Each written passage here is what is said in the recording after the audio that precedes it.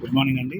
ఇక్కడ ఈరోజు సిద్దిపేట జిల్లాలో చిన్నకోడూరు మండలం ఇబ్రాహీం నగర్ రాజీవ్ రహదారి మీద ఉన్నటువంటి ఇబ్రాహీం నగర్ అనే గ్రామ పరిధిలో సిద్దిపేటకు సంబంధించినటువంటి స్కూల్ బస్సు రావుస్ స్కూల్ సంబంధించిన బస్సు అల్లీపూర్, సలండ్రి, కమ్మర్లపల్లి ఆ చుట్టుపక్కల గ్రామాలకు సంబంధించిన విద్యార్థులని తీసుకుని వచ్చే క్రమంలో రాజీవ్ రహదారి మీద ఇబ్రాహీం నగర్ వద్ద వెనుక నుండి వస్తున్నటువంటి లారీ స్కూల్ బస్ని హిట్ చేయడం వలన బస్సులో ఉన్నటువంటి విద్యార్థులు 18 మంది వరకు గాయస్తులైనారు.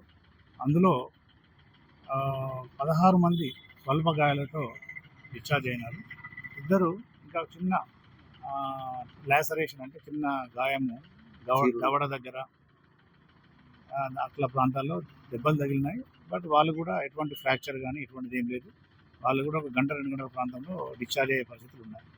దీంట్లో ముఖ్యంగా మేము గమనిస్తే ఎవరైతే లారీ డ్రైవర్ యాక్సిడెంట్ చేశాడో అతన్ని మేము చెక్ చేస్తే 99% బ్లడ్ ఆల్కహాల్ వచ్చింది.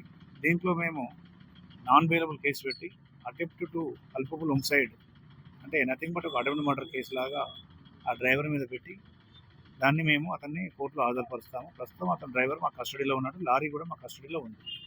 మరియు స్కూల్ బస్ డ్రైవర్పై కూడా అతని యొక్క అనుభవం ఎంత ఉంది అవన్నిటికి సంబంధించి మేము ఒకసారి ఆర్టీఏ వాళ్ళ ద్వారా తెలుసుకొని అవసరమైతే ఫర్దర్ అతనికి ఒక స్కూల్ బస్ నడుపుతున్నాడు కాబట్టి అనుభవం కోసం మరొకసారి టెస్ట్ చేయించడానికి ఆర్టీఏ వాళ్ళకి రిపోర్ట్ పంపడం జరుగుతుంది.